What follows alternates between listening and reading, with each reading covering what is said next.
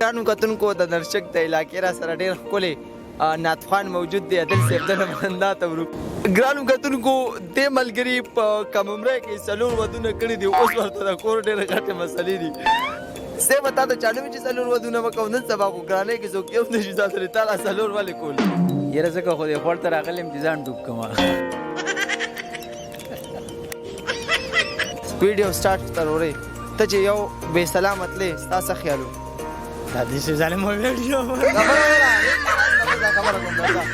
ګرانو کتونکو را سره ډېر محترم مشر کاشف بھائی حاضر دی.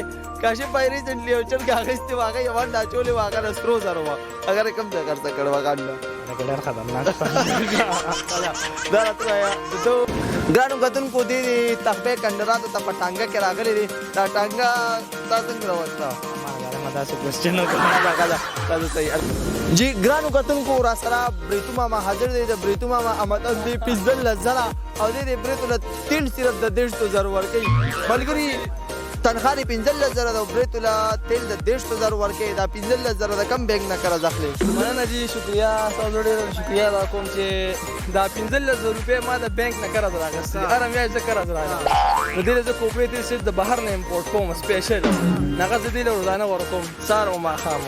نو دا 15 زره دا خو دې نه ډېر لوی کله جوړېږي نو بوچ کېږي ارمانې نه؟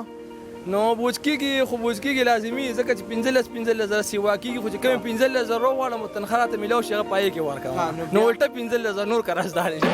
په دا سلسله مسلسل داسې روانه نه کنه ته 15 زره نه قرضداري کېږي، ته په هره میاشت کې ورسره مزید 15 زره نور قرضداري کېږم. په دا سلسله به روانې پاکستان غونډو خلکو وخوړو نو که موږ 15 زره وخوړو څه پروا خو د بریدو دا مشوره له چا درکړو چې غټ غټ برید؟ یاره جي دا زمونږ یو ملګری دی عادل شینواري صاحب، تاسو یې پېژنئ چې هغه د بریتونو ډېر غټ شوقي دی، نو هغه راته ویلي بھائی دا برید ته پرېږدې، برید ته سره غټه مزه چې واده کوېدنو کې کور ته چې دا برید کټ کټکۍ وې بیا نو فلحال خو موږ لونډان یو واده نه چې واده وکړې او ستا نه راپاسې برید ته دي دا خلک به څه وایي؟ نو نه مخکې به زه خپل ورور سره عادل سره صلاح کوم چې بھائی واده کول غواړي، خو دا برید سره څه وکړم، دا لر کړم که نه پرېږدم. دا راته ووایه چې کله ته ماشوم پیدا شو دا برید ته دونه وکړه دا بیا وروسته راوخته؟ یاره جي دا تقریبا زه د 22 کالو چې ما دا بریدونه بیا غټېدل شوي.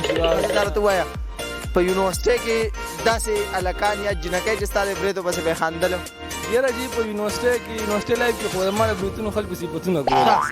جي زما د بریتونه ډېر زیات ښکلي وو که نه اوس هم ښکلي ماشاءالله، او ګیره مې هم ورسره ښکلې، نو خلکو به یې صفتونه. ته چې صرف د بریتو له تیل د 150,000 ورکوې دا پوره ګیره ورسره والې نو دا 1,20,000 ته رسي، نو مطلب پلار ته ونه وایي هغه خو به ګورې ځان خودکشي به وکړي. نه جي نه بلکل دې کې ما سره کنټریبیوشن زموږ عادل شینواري صاحب هم کوي بھائی، هغه تنخواه والي نه څه پکې ما راکړي بھائی دې باندې زما ګرانو کتونکو مونږ سره د مدرسې یو حافظ قرآن موجود دی. دو ایله بیله په روژه کې د لومبۍ روژې نه واړه تر اخرې روژې پورې د 65 ختمونه کړي دي. ملګري روژې او بیا 65 ختمونه، نو موږ کوشش کوو چې یو ختم وکړو یا نه سیوا نه سیوا دوه وکړو. تا دا 65 ختمونه څنګه وکړو؟ بسم الله الرحمن الرحیم. اول خو دا دروغ وایي چې 65 مونږ 65 نه دي کړی، په روژه کې مو 3 ختمه کړي دي الحمدلله، او په لومبنۍ روژه باندې ولاړ وو، په 27 روژه باندې مونږ چې کوم دی نو 3 ختمه برابر کړي وو. صحیح ده. ما اورېدلي ستا انګلیش هم ډېر زیات سترونګ دی. نه ما اورېدلي تا له اردو ډېره مضبوطه درځي. ډګه راځي. دا راته ووایه پښتو خو به له ټوله درځي؟ نه پښتو هم ټوله نه راځي. 89 ته پښتو کې څه وایي؟ 89 ته پښتو کې څه وایي؟